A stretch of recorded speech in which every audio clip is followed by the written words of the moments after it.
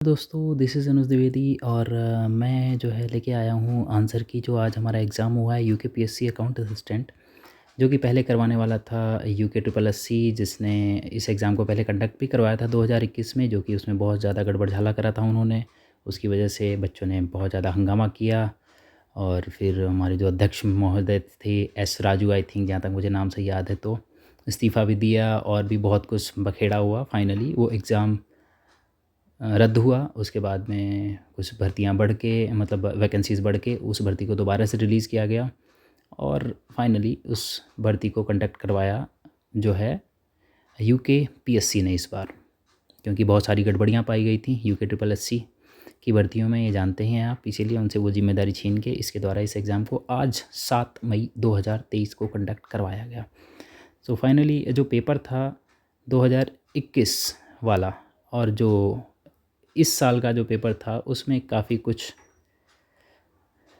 बदलाव भी देखने को मिला और कुछ मैच भी होता हुआ दिखा पुराने एग्ज़ाम के साथ में। क्योंकि इस बार इस पेपर को यूकेपीएससी ने सेट किया था, तो थोड़ा बहुत ऊपर नीचे तो हम सोच ही सकते थे। हालांकि उतना ऊपर नीचे नहीं आया जितना कि पिछले वर्ष जो 2021 में यूके ट्रिपल एससी ने किया था। उन्होंने तो अपना पैटर्न बिल्कुल ही चेंज कर दिया था।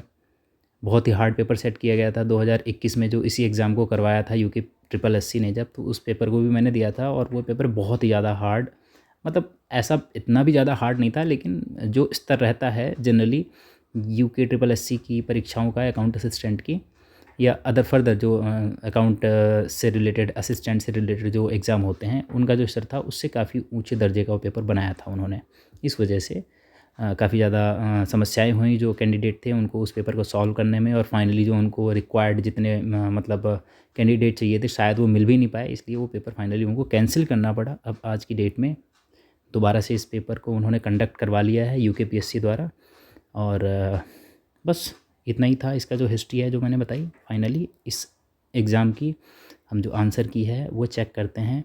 ये सारे आंसर जो है मैंने जो मुझे कुछ आते हैं वो और जो अदर सोर्सेज से मैंने कलेक्ट किए। मैंने कुछ 4-6 घंटे जो है एग्ज़ाम देने के बाद में, ये मेरा खुद का पेपर का सेट है, 4-6 घंटे बिताने के बाद में गूगल पे, यूट्यूब, बुक्स, इधर उधर बहुत सारे सोर्सेज से मैंने आंसर निकाले हैं इनके, जो मेरे हिसाब से सही हैं। और जो नहीं सही हैं, जो मुझे डाउट है, जिनका ज़रा सा भी मुझे डाउट है, वो मैं आपको सीधे बता दूंगा। मुझे कोई शर्म नहीं है, क्योंकि मैं यहाँ पे कोई टीचर नहीं हूँ, मेरी गरिमा को कोई ठेस नहीं पहुँचने वाली। मैं भी आप जैसा ही एक अभ्यर्थी हूँ, तो ठीक है, इट्स ओके। हम देखते हैं, चलिए। हाँ, तो मैं जो है हिंदी मीडियम और इंग्लिश मीडियम में बस भाषा का अंतर है, सीक्वेंस सेम था, तो इंग्लिश मीडियम और हिंदी मीडियम वाले मैनेज कर लेंगे, कोई ऐसा इशू नहीं है, ठीक है। तो पहला क्वेश्चन देखते हैं। पहला क्वेश्चन था, निम्न सूचनाओं, मेरी जो सीरीज़ थी वो बी सीरीज़ थी, तो बी सीरीज़ वाले जिनका जिनका बी सीरीज़ में था वो डायरेक्टली जो है सीक्वेंस में मैच कर लेंगे। तो ये मेरी जो बुकलेट है वो बी सीरीज़ की बुकलेट थी, ठीक है। तो सबका सीक्वेंस बी सीरीज़ वालों का सेम ही होगा। सो जो पहला जो प्रश्न पूछा गया था, निम्न सूचनाओं से परिचालन लाभ क्या करना था हमको, तो उसका आंसर जो है 25% निकल रहा था। सीधे सीधे कैसे, 2,02,000 में से आपको 2,000 घटाने थे। 2,000 कैसे घटाने थे, क्योंकि जो है ये गैर परिचालन आय जो थी वो 10,000 और गैर परिचालन व्यय मतलब नॉन ऑपरेटिंग जो इनकम थी वो 10,000 थी और नॉन ऑपरेटिंग एक्सपेंसेस था, इसमें से माइनस कर देते तो नेट जो है नॉन ऑपरेटिंग इनकम एडिशनल थी। किस में एडिशनल थी, जो नेट प्रॉफिट है ना, इसमें नॉन ऑपरेटिंग एडेड थी, तो उसमें से नॉन ऑपरेटिंग इनकम घटा देंगे तो जो है ऑपरेटिंग इनकम आ जाएगी। नेट ऑपरेटिंग इनकम जो है वो निकल के आ जाएगी। तो 2 लाख ऑपरेटिंग इनकम थी और ये किस पे थी, 8 लाख पे कैलकुलेटेड थी, ठीक है। तो मतलब सॉरी, ये जो इनकम थी 8 लाख पे हमको कैलकुलेट करनी थी कि कितना परसेंट है। तो ये जो है 2 लाख जो है निकल के आएगा, तो 2 लाख जो है 8 लाख का 25% होगा ऑब्वियसली, क्योंकि 1/4 है, 1/4 का फ्रैक्शन वैल्यू इन परसेंटेज 25% होता है, ठीक है। तो इसका आंसर बी हो जाएगा। हाँ, दूसरे का ऑप्शन जो है, ऑप्शन नंबर 2 जो है, इसका जो आंसर होगा वो सी होगा, ठीक है। मैं ब्लू कलर से टिक कर रहा हूँ, तो ब्लू कलर वाले ही आंसर्स को आप गौर कीजिएगा, क्योंकि ये पेपर है, पहले से भी इसमें कुछ टिक हो रखा है। अगला जो उत्तर है अपना थर्ड वाला जो है व्यर्थ ठहराव कहलाता है। वॉइड कॉन्ट्रैक्ट इज जो न्यायालय में लागू करने ना योग्य हो, मतलब which is not enforceable in the court. Option number D is correct answer. ठीक है। फोर्थ वाला ऑप्शन जो है, फोर्थ क्वेश्चन जो है, वस्तु विक्रय अधिनियम 1930 के अंतर्गत वस्तु शब्द में शामिल नहीं है, तो ये कार्यवाही योग्य दावे होते हैं। कहीं कहीं पर जो है वो कटी हुई फसलें भी बताया जा रहा है, जो कि सही नहीं है। ठीक है, कार्यवाही योग्य दावे, उसमें साफ साफ लिखा हुआ है इमूवेबल प्रॉपर्टी एक्सेप्ट कार्यवाही योग्य दावे, मतलब एक्शनेबल क्लेम्स। ठीक है, तो इसका आंसर डी होगा। आयकर अधिनियम, अगला पाँचवा, आयकर अधिनियम 1961 की धारा 87A के अंडर जो है कर दायित्व में से छूट उपलब्ध है, वो सिर्फ इंडिविजुअल को होती है। इसका ए सही होगा। एक प्रस्ताव जब स्वीकृत हो जाता है तब बन जाता है, वो बनता है वचन, प्रॉमिस। ठीक है, मतलब जब क्या बोलते हैं, एक जो प्रपोजल है वो एक्सेप्ट हो जाता है तो उसको वचन बोलते हैं। संविदा के लिए, सातवां क्वेश्चन है, संविदा के लिए ठहराव का होना है, तो ये है मेरे अकॉर्डिंग जो है वो अनिवार्य है। ठीक है, मतलब कंपलसरी है। Option number C is correct. अगला है अपना बी, सॉरी आठवां जो क्वेश्चन है, स्वीकृति का मतलब एक्सेप्टेंस कैन बी रिवोक्ड, तो वो रिवोक की जा सकती है जो हमारी मतलब एक्सेप्टेंस होती है उसको कम्युनिकेट करने से पहले, तो इसका आंसर होगा बी, स्वीकृति के संप्रेषण से पूर्व। नवा क्वेश्चन जो है, आंतरिक अंकेक्षण किया जाता है, इंटरनल ऑडिट इज डन, पृथक वेतन भोगी कर्मचारियों द्वारा किया जाता है ये। ठीक है, अगर किसी को इसमें कुछ डाउट हो तो अपनी राय प्रकट कर सकता है, स्वागत है। मैं भी गलत हो सकता हूँ, ठीक है, इसमें कोई शक नहीं है। जहाँ पे गलत होगा तो हम जो है कमेंट में आंसर्स को सही कर लेंगे, तो प्लीज़ अपनी राय ज़रूर प्रकट कीजिएगा कमेंट में। एंड 10वां क्वेश्चन जो है उसका उत्तर है, निम्नलिखित में से कौन सा जीएसटी में मतलब इंट्रा स्टेट में सीधा पूछा हुआ है कि इंट्रा स्टेट में कौन सी जीएसटी का मतलब यूज़ किया जाता है, तो वो आईजीएसटी होती है। Option number A is correct. Intra नहीं, सॉरी, इंटर स्टेट सेल्स में, इंट्रा स्टेट में सीजीएसटी, एसजीएसटी और यूटीजीएसटी का यूज़ होता है। 11th जो है क्वेश्चन, अवयस्क के साथ की गई संविदा होती है, मतलब the contact which is done with मतलब with minor is ab initio void. ठीक है, मतलब शुरुआत से ही व्यर्थ होती है, मतलब वॉइड होती है, तो इसका आंसर होगा बी। करदाता की निवास स्थिति प्रकृति प्रत्येक वर्ष बदल सकती है, ऑब्वियसली बदलेगी, तो इसका आंसर होगा ए। ठीक है, निम्नलिखित में से कौन सा अंकेक्षण अनिवार्य नहीं है, तो अंकेक्षण, कौन सा अंकेक्षण अनिवार्य नहीं है, ये इंग्लिश में कुछ और है, हिंदी में कुछ और है। इसमें which one of the following audit is not mandatory. अच्छा ठीक है, ऑडिट ऑफ सोल ट्रेडर का ऑडिट जो है वो मैंडेटरी नहीं होता है। देखो, प्रन्यासों का भी करवाना पड़ता है, क्योंकि प्रन्यासों में टैक्स सेविंग की स्कीम्स चलती हैं फ्रॉड वाली, इसलिए उसका भी ऑडिट होता है।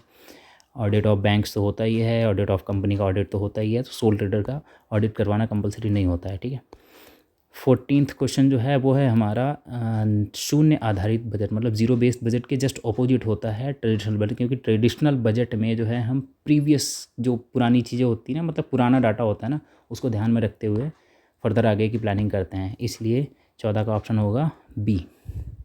ठीक है, अगला है बैंक साख, बैंक द्वारा साख का निर्माण किया जाता है।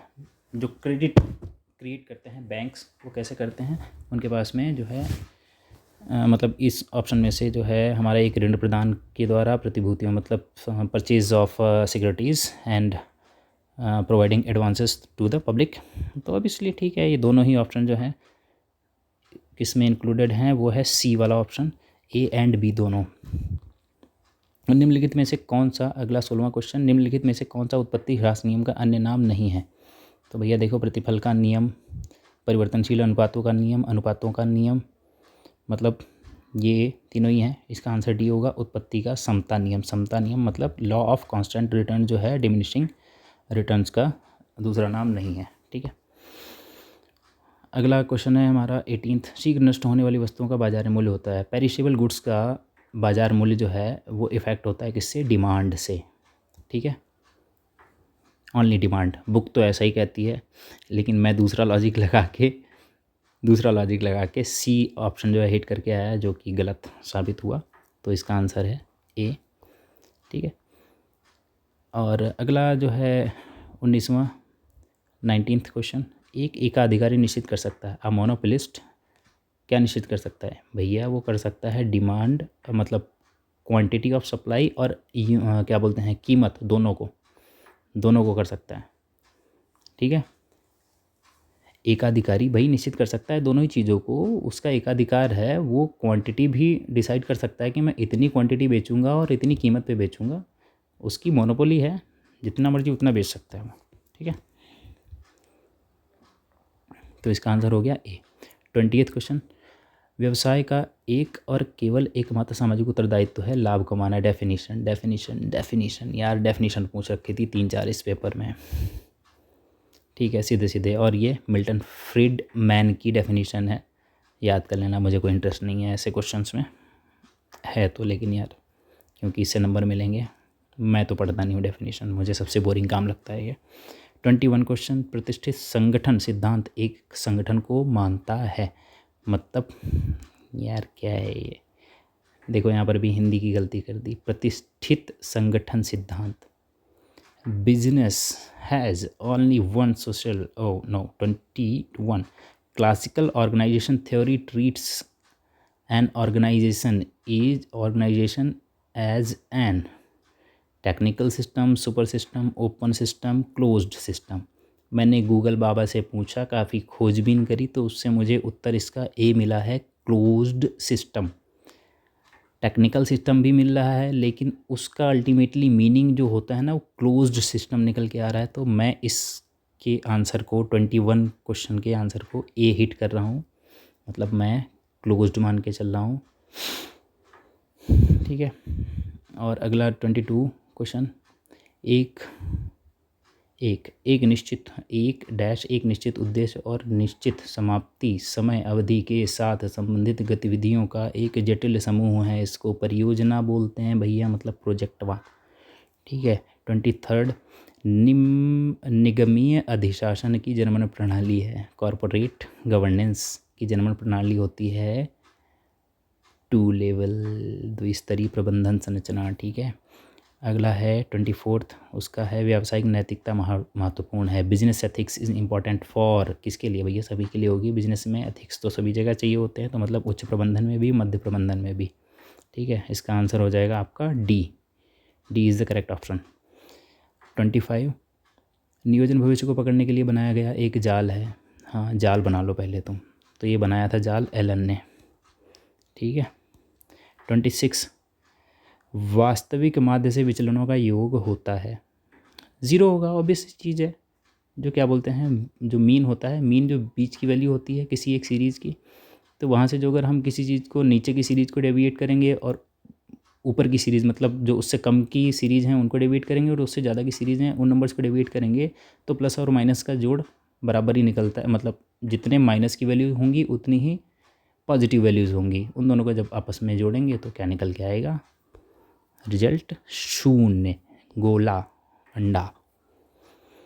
27, कोटि सहसंबंध गुणांक की सीमाएं हैं, इट इज़ सिंपल, +1 से -1 या -1 से +1।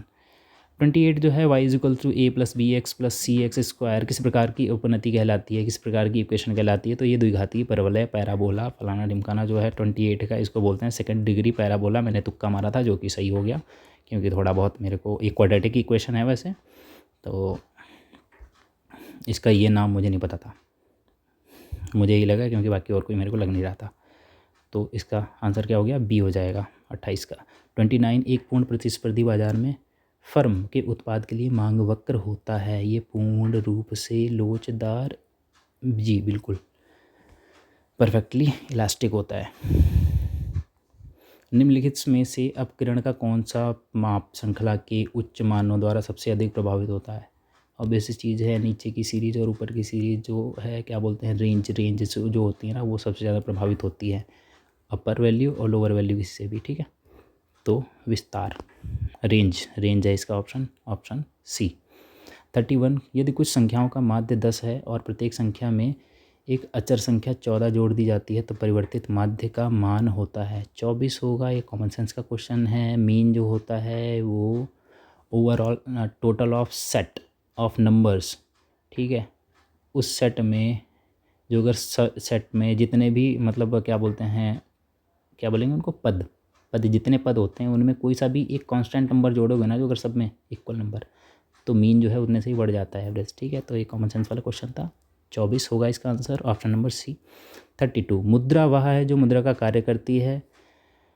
भैया मैंने जहाँ पर भी पढ़ा था वो वॉकर पढ़ा था, ये ऑप्शन में ही नहीं था। बाद में गूगल से पूछे, खूब सारा सर्च किए, तो गूगल भैया भी पहले वॉकर ही बता रहे थे। उसके बाद में कहीं खोज खाज के हिंदी, इंग्लिश, उर्दू, विलायती में सब कहीं सर्च करके पता चला हार्टली विदर नाम के एक प्राणी भी हैं जिन्होंने डेफिनेशन दी है।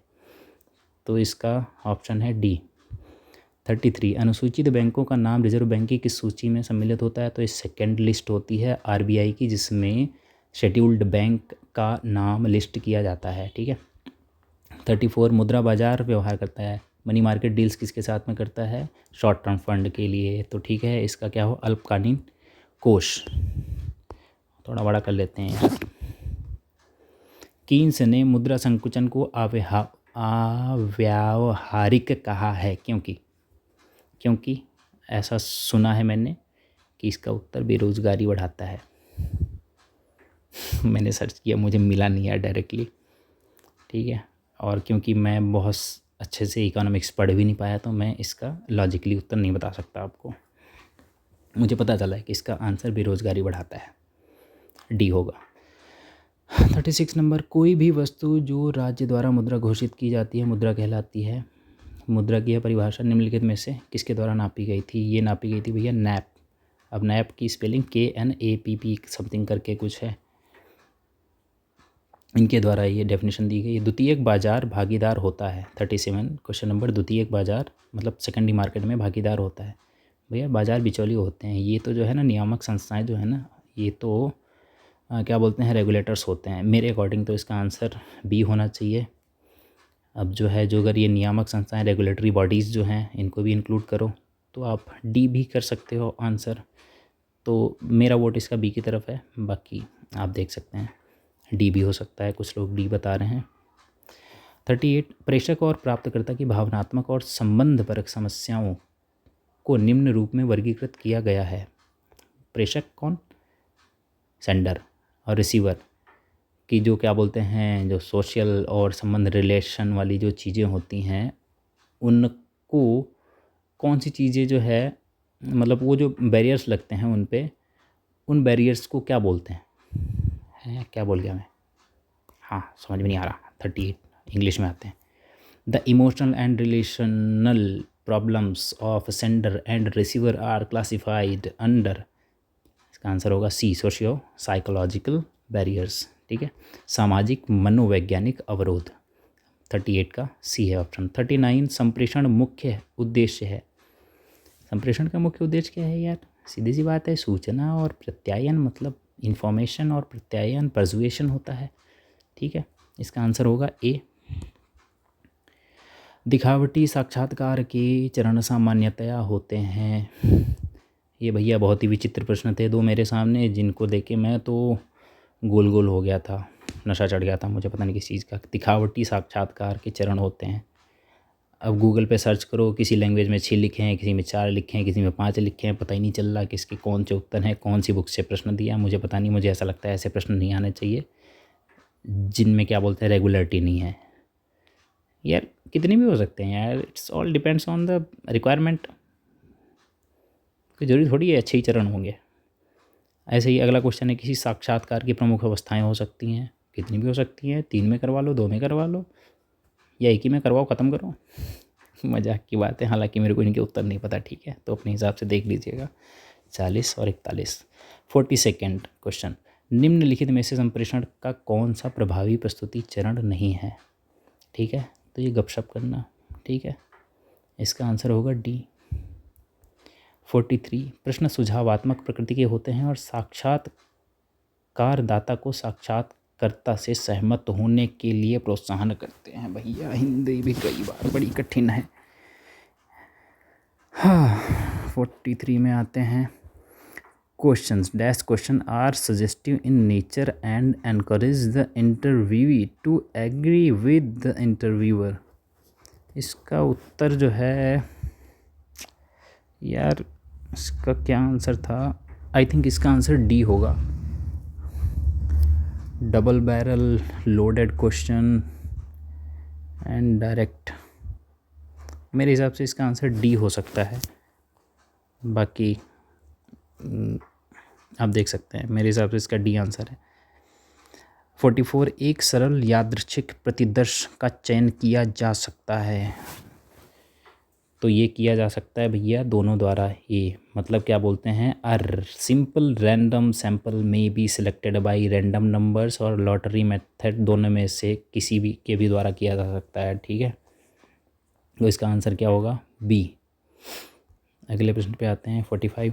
लेखांकन सिद्धांत सामान्यतया आधारित हैं किस पर? ये होते हैं व्यावहारिकता, प्रैक्टिकेबिलिटी पर, जो अकाउंटिंग प्रिंसिपल्स होते हैं। तलपट बनाने, ट्रायल बैलेंस को बनाने की विधियां कौन सी हैं भैया? कुल विधि होती है, शुद्ध मूल्य, शेष विधि, कुल शेष मूल्य। तो इसका आंसर है बी। ठीक है, ये आंसर है इसका बी, शुद्ध मूल्य, नेट वैल्यू। ये मतलब अब नहीं होता है, इससे हम तलपट नहीं बनाते। ट्रायल बैलेंस मशीन की स्थापना पर किया गया व्यय होता है। बहुत बचपने की बातें हैं ये तो, पूंजीगत व्यय होता है। ठीक है, कैपिटल नेचर का। तो इसका आंसर डी है। 48 द्विपक्षीय अवधारणा के अनुसार, हाँ, तो इसका आंसर होगा अपना मतलब पूंजी प्लस अर्थ capital plus liabilities are equals to संपत्तियाँ बोले तो एसेट। तो इसका आंसर ए हो जाएगा। ठीक है। 49 यदि पुरानी मूल्य ह्रास विधि के अनुसार संपत्ति का अपलिखित मूल्य 50,000 और नई मूल्य ह्रास अनुसार अपेक्षित मूल्य 55,000 है, तो लेखांकन अभिलेखों में प्रदर्शित वास्तविक अपलिखित मूल्य को उसके आवश्यक स्तर पर लाने के लिए किस खाते को क्रेडिट किया जाएगा? तो यार सच बताऊं तो मैंने इसका आंसर लाभ हानि सेट किया है, मतलब प्रॉफिट एंड लॉस अकाउंट। लेकिन अंदर का जो कीड़ा है ना, वो कुछ कुछ बोल रहा है कि इसका पूंजी कैपिटल भी हो सकता है। अब राम जाने क्या होगा। मैंने जो है सी हिट किया है, बाकी आप चेक कर लीजिएगा। मुझे इसका सटीक उत्तर कहीं मिला भी नहीं, वरना मैं बताता आपको। ठीक है। 50th क्वेश्चन है, अवकाश ग्रहण करने के समय पुनः मूल्यांकन के लाभ हानि को वहन किया जाता है। At the time of retirement, अवकाश ग्रहण रिटायरमेंट ही होता है ना, रिटायरमेंट रिवैल्यूएशन अकाउंट का प्रॉफिट या लॉस होता है, उसको बियर किया जाता है जो एग्जिस्टिंग पार्टनर्स होते हैं। रिटायरमेंट लेने से पहले वाले पार्टनर को जोड़ के, मतलब रिटायरिंग पार्टनर को भी जोड़ के जो है उन सब के बीच में जो है उसको बियर किया जाता है। तो सभी साझेदारों के द्वारा होगा। ठीक है। 51 लाभ अर्जित करने वाली ऐसी व्यावसायिक इकाई जिसका एक पृथक वैधानिक अस्तित्व होता है और जिसमें स्वामित्व को अंश पूंजी के रूप में धारित किया जाता है। तो भाई ऐसा फॉर्म कौन सा होता है एंटाइटी का, जो मतलब क्या बोलते हैं मतलब अंश पूंजी, मतलब कैपिटल, शेयर कैपिटल के रूप में अपनी कैपिटल रखती है। कंपनी होती है यार, ऑब्वियसली। साझेदारी फर्म में ऐसा नहीं होता है। प्रन्यास ट्रस्ट में भी शेयर्स नहीं होते हैं। एकल स्वामित्व तो नहीं, इसमें भी नहीं होता। तो कंपनी ही ऑप्शन है। 52 कंपनी के वित्तीय विवरण को तैयार करते समय संचित ह्रास की राशि को दिखाया जाता है। अब यहाँ पे एक चीज़ देखने लायक है, संचित ह्रास है एक्यूमुलेटेड डेप्रिसिएशन। तो एक्यूमुलेटेड डेप्रिसिएशन जो होता है ना, मतलब एसेट के अगेंस्ट चार्ज किया जाता है लाइबिलिटीज साइड में। ठीक है,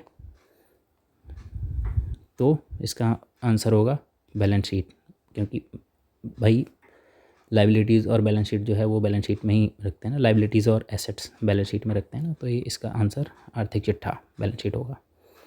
53 भारतीय लेखांकन मानक 26 के अनुसार ख्याति है, अमूर्त संपत्ति है, इंटेंजिबल एसेट बोले तो ऑप्शन बी।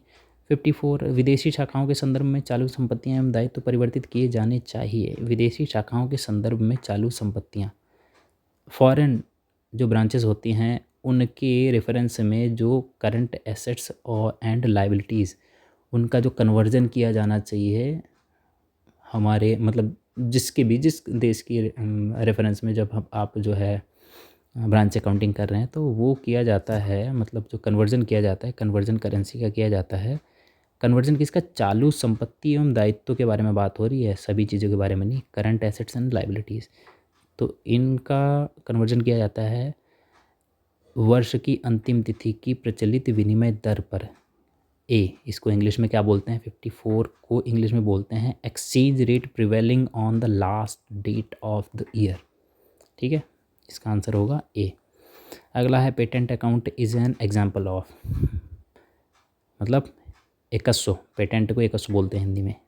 पेटेंट खाता क्या होता है, यह एक रियल अकाउंट होगा और इंटेंजिबल भी होगा, तो इसका आंसर होगा सी।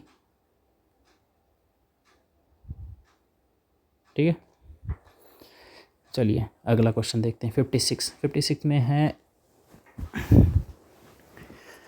56 क्वेश्चन कह रहा है कि किराया क्रेता की पुस्तकों में किराया विक्रेता के द्वारा माल की जब्ती पर संपत्ति खाते के शेष को हस्तांतरित कर दिया जाता है। इंग्लिश में देख लेते हैं एक बार इस क्वेश्चन को। 56 in the books of hire purchaser on seizure of the goods by the hire vendor the balance in the assets account is transferred to.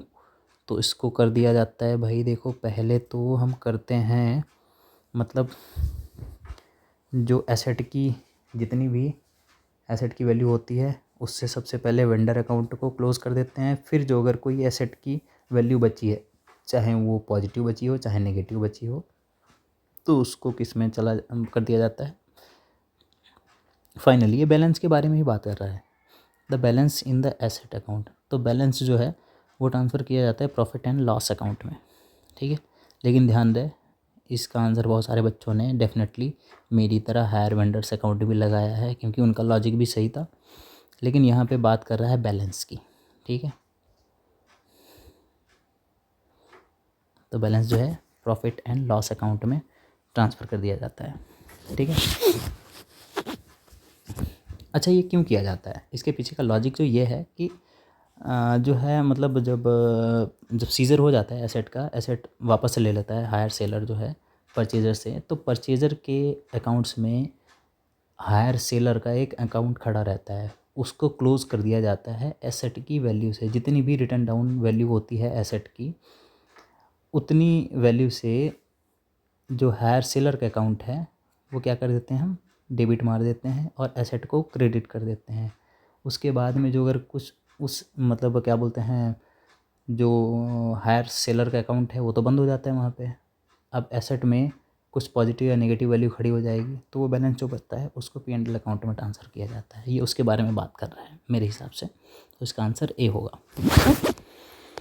अगला क्वेश्चन है 57 किश्त भुगतान प्रणाली की दशा में विक्रेता द्वारा कुल प्राप्य ब्याज को क्रेडिट किया जाता है। मतलब इंस्टॉलमेंट पेमेंट सिस्टम के केस में जो इंटरेस्ट लगता है, तो उस इंटरेस्ट के नाम से एक अकाउंट खोला जाता है, उसको बोलते हैं क्या, उसको बोलते हैं ब्याज उच्चंत खाता, बोले तो interest suspense account. Option A is the correct option answer. 58 जो है बीजक मूल्य का निर्धारण कीजिए जबकि 1,80,000 की लागत का माल बीजक मूल्य पर 20% के लाभ पर भेजा गया है। क्या कह रहा है ये, इनवॉइस वैल्यू को बताना है हमको, जबकि 1,80,000 की कॉस्ट का माल जो है इनवॉइस प्राइस के 20% के प्रॉफिट पे भेजा गया, कॉस्ट प्राइस के नहीं, इनवॉइस प्राइस पे। तो इसका मतलब ये जो 1,80,000 ये वैल्यू किसकी है, मतलब जो इनवॉइस प्राइस जो अगर हम उसको 100 माने तो ये जो कॉस्ट है ये 100 में से, मतलब 100 में से 20% तो क्या बोलते हैं प्रॉफिट है, तो 20% को माइनस किया तो कॉस्ट कितनी बची 80। 80 के इक्वल क्या है 1,80,000। तो 80 के बराबर जो अगर 1,80,000 है तो 100 के बराबर कितना होगा, ऑब्वियस सी चीज़ है, आ जाएगा 2,25,000। ठीक है, तो option B is correct option. 59 प्रेषिती की प्रकृति होती है, प्रेषिती खाते की प्रकृति। तो प्रेषिती खाते की प्रकृति यार मुझे लॉजिकली पर्सनल अकाउंट लग रही थी, लेकिन गूगल चचा जो है ना वो बी बता रहे हैं इसका आंसर, नॉमिनल अकाउंट। ठीक है, निम्नलिखित में से कौन ख्याति के मूल्यांकन की एक पद्धति नहीं है,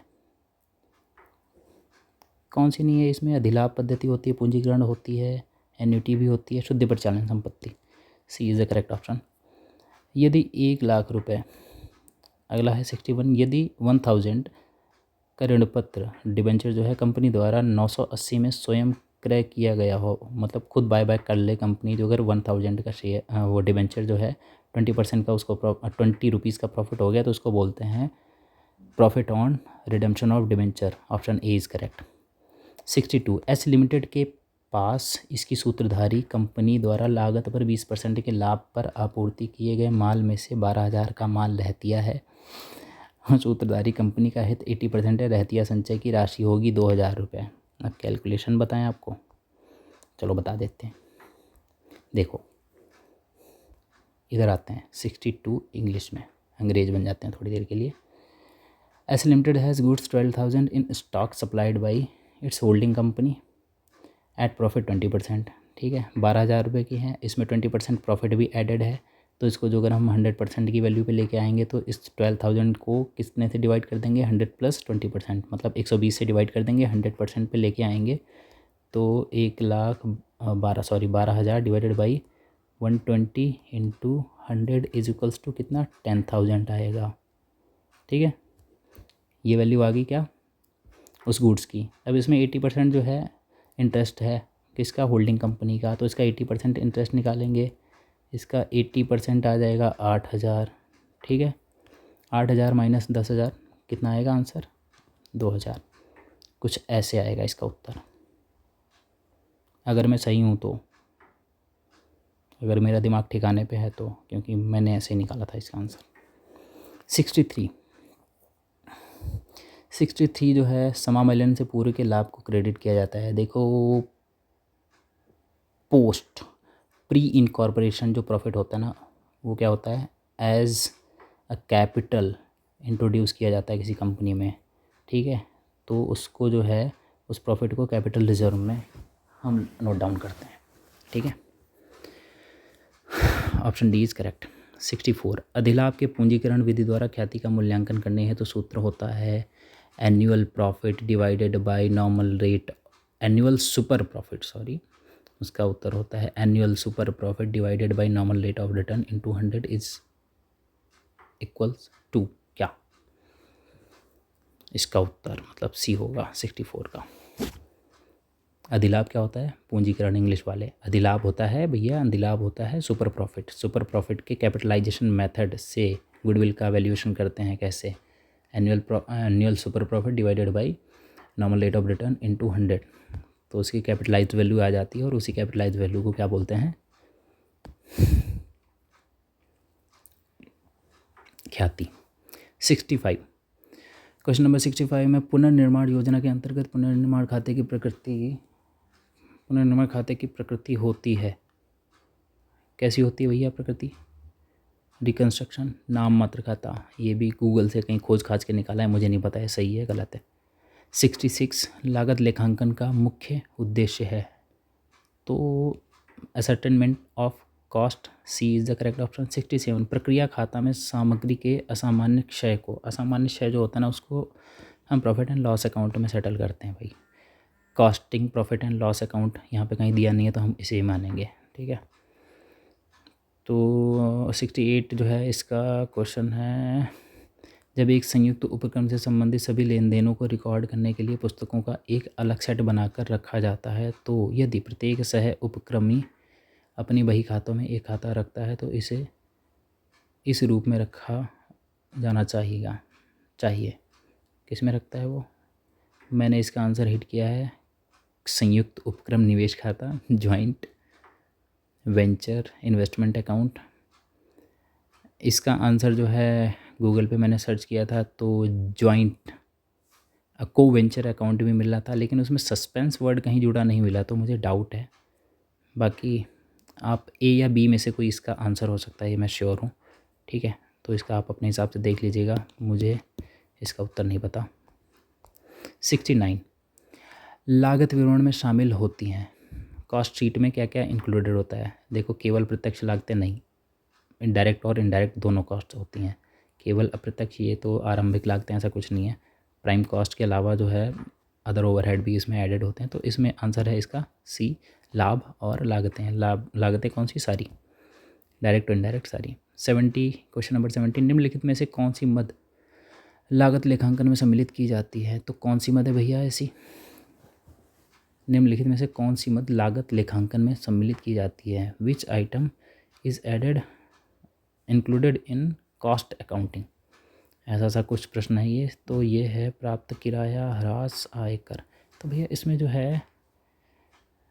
जो है निम्नलिखित में से कौन सी लागत लेखांकन में, 1 मिनट 70 इंग्लिश में आते हैं।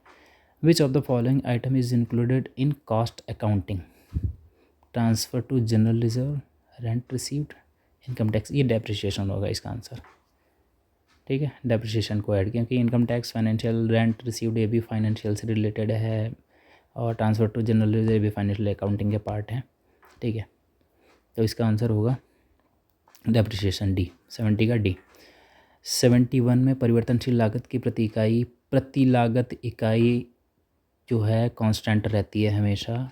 परिवर्तनशील लागत जो है प्रति इकाई लागत कांस्टेंट रहती है, स्थिर रहती है। 71 का ए। 72 रहतिया का मूल्य क्या होगा यदि चालू अनुपात 2.5, अम्लीय परीक्षण अनुपात 1.7, चालू संपत्तियाँ इतनी हैं?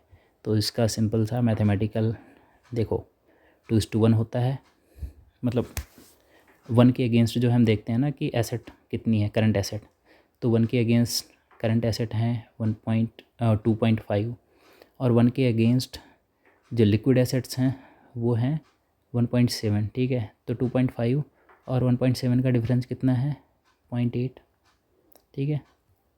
तो ये दिया हुआ है कि 2.5 की वैल्यू कितनी है? 2.5 की वैल्यू है 2,50,000। तो जो अगर 2.5 की वैल्यू 50,000 है तो 0.8 की वैल्यू कितनी होगी? 80,000। मतलब 2,50,000 divided by 2.5 into 2.5 into 0.8 is equals to what? 80,000। C होगा। दी गई सूचनाओं से श्रम उत्पाद विचरण की गणना करनी है। तो इसका जो है आंसर आएगा, आप कर लीजिएगा जो भी है, इसका आंसर आएगा एडवर्स 21,000, मेरे हिसाब से यही आएगा, ठीक है। 21,000 एडवर्स वैल्यू आएगी 73 की। 74 जो है, निम्नलिखित में से कौन सी पूंजी संरचना विश्लेषण की एक तकनीकी नहीं है? मतलब कैपिटल स्ट्रक्चर एनालिसिस की कोई टेक्निक नहीं है। तो वो टेक्निक मेरे हिसाब से जो है यार, इक्विटी पर व्यापार, ट्रेड ऑन इक्विटी जो होता है वो इसकी नहीं है। क्योंकि यार देखो कैपिटल स्ट्रक्चर जब हम रीड करते हैं तो देखो ये कैपिटल गियरिंग रेशियो भी पढ़ते हैं, कैपिटल बजटिंग भी आती है, कॉस्ट ऑफ कैपिटल भी पढ़ते हैं, ये सब उसी से ही रिलेटेड हैं। समता पर व्यापार यार मैंने नहीं पढ़ा, तो मैंने इसे ही हिट किया है और मैं इसी को सही उत्तर मान रहा हूँ। बाकी आप अपनी राय बताएं क्या है। मतलब मैं इसके आंसर को ए हिट कर रहा हूँ 74 का। 75 जो है, यदि परिचालन व्यय 1 लाख हो और वर्ष में परिचालन चक्र 1.25 हो तो कार्यशील पूंजी की आवश्यकता होगी। तो कार्यशील पूंजी की आवश्यकता क्या होगी भाई? मतलब 75 का, if operating expenses is 1 lakh and operating cycle is 1.25, ओह तो इसको 1 लाख को 1.25 से डिवाइड करें तो आंसर आएगा आपका 80,000 निकल गया, ठीक है। ऋण समता अनुपात है, डेब्ट इक्विटी रेशियो होता है, कैसा रेशियो होता है? तो ये होता है solvency ratio, option C is correct. निम्नलिखित में से कार्यशील पूंजी वर्किंग कैपिटल कैसे निकलती? Net working capital current assets minus current liability कौन से ऑप्शन में है? तो ये है डी। निम्नलिखित में से कौन सा प्रबंधकीय लेखांकन का एक प्रमुख उपकरण नहीं है? इनमें से कौन सा मैनेजमेंट अकाउंटिंग का एक टूल नहीं है? तो वो है ह्रास, मुद्रास्फीति, बजटरी कंट्रोल। मेरे हिसाब से इसका आंसर डी होना चाहिए, क्योंकि ये शायद कॉरपोरेट अकाउंटिंग का पार्ट है, आई थिंक इन्फ्लेशन अकाउंटिंग, ठीक है।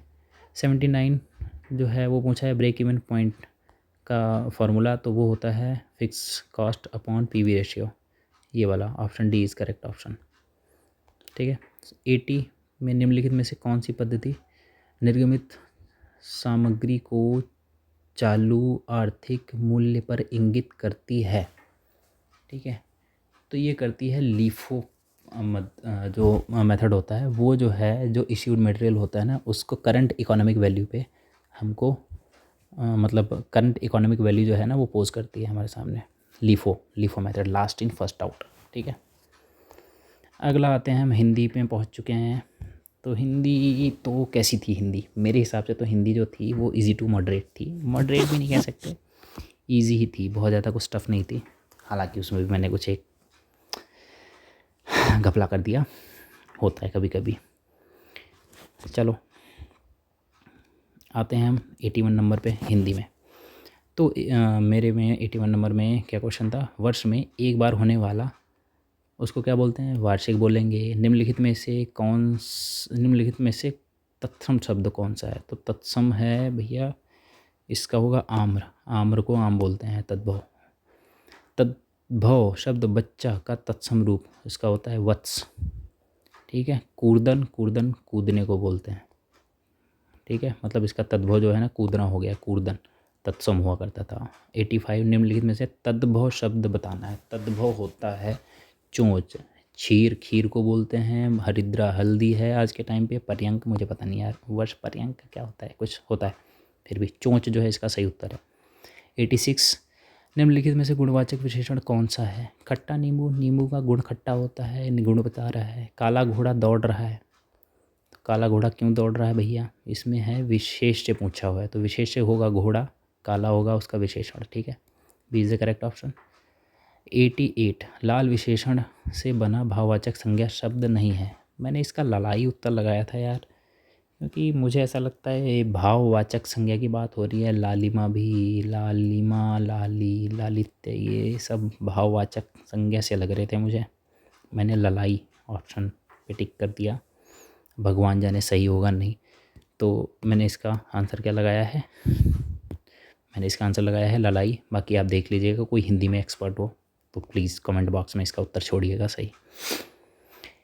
89 अर्णव शब्द निम्नलिखित में से किसका पर्यायवाची है? तो इस समुद्र का पर्यायवाची होता है अर्णव गोस्वामी, सॉरी अर्णव जो है समुद्र का पर्यायवाची होता है।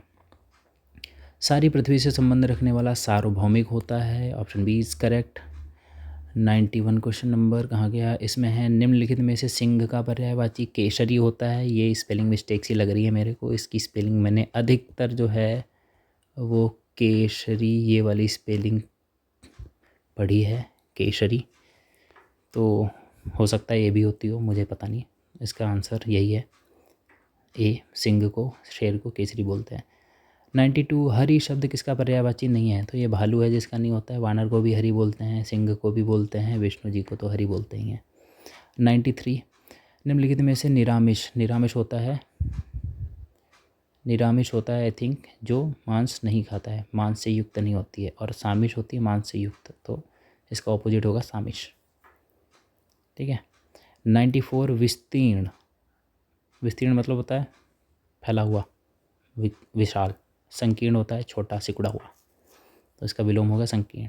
95 अनिवार्य शब्द का उचित विपरीतार्थक है। उचित विपरीतार्थक भैया वैकल्पिक होगा इनमें से अनिवार्य का। 96 निम्नलिखित शब्दों में से शुद्ध शब्द का चयन करना है, तो दृष्टा इज करेक्ट बाय स्पेलिंग। 97 निम्नलिखित में से शुद्ध शब्द है, तो ये पूर्ति होता है, ये सही है, ये वाला ऑप्शन सी इज करेक्ट। 98 निम्नलिखित में से शुद्ध वाक्य है। शुद्ध वाक्य मैंने जो हाइट किया है वो सभा में सन्नाटा छा गया। ये फनी सा ऑप्शन देखो, मैं लेटना मांगता हूँ, मेरे को लेटना मांगता है। ठीक है, सबका बदला लेगा रहते बड़ा फैजल। ये वो वाली लैंग्वेज है जिसमें सेंटेंस दिया है तो ये तो हो ही नहीं सकता obviously. Option A is not right, ये भी सही नहीं है। सी, मुझे स्मरण दिला देना, मुझे ऐसा लगता है शायद इसका सही करेक्ट सेंटेंस होना मुझे स्मरण करा देना शायद हो सकता है ये। तो मुझे ये थोड़ा सा ज़्यादा प्रैक्टिकल सा लगा और सही सा भी लगा, तो डी मैंने हिट किया है, सभा में सन्नाटा छा गया।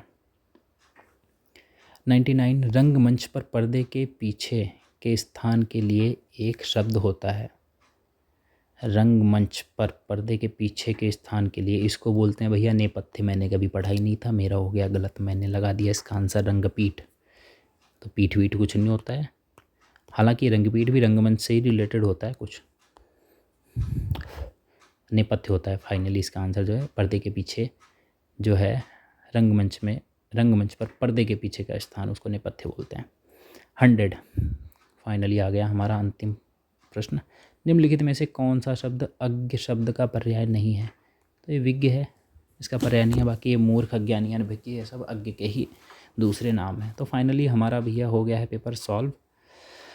और ये जो पूरी बुकलेट है, हिंदी और इंग्लिश वालों को जिनमें थोड़ा सा दिक्कत हुआ हो तो एक बार एक काम कर सकते हैं आप, मैं इसको देखो ऐसे करके चलाता हूँ, आप इसके स्क्रीनशॉट ले लीजिएगा। पैरेलल हिंदी में मैंने एक्सप्लेन किए हैं आंसर, इंग्लिश वाले पैरेलली जो है आपके लेफ़्ट साइड में हैं। तो आप इनको जो है स्क्रीनशॉट लेके आप जो है मैच कर सकते हैं, जिनको दिक्कत हो रही हो इंग्लिश मीडियम वालों को हिंदी में समझने के लिए। ठीक है, तो मैं धीरे धीरे वीडियो चला रहा हूँ, आप इससे स्क्रीनशॉट कैप्चर कर लीजिएगा। तो ये आ गया आपका 5 to 14, इसके ऊपर वाला तो हो ही गया होगा। अगला है 15 to 24, इसमें कैप्चर कर लीजिए ये स्क्रीनशॉट। अगला आता है अपना 25 to 31, ठीक है, इसे कैप्चर कर लीजिए। फिर 31 तो हो गया था, 32 से 42 तक, ठीक है।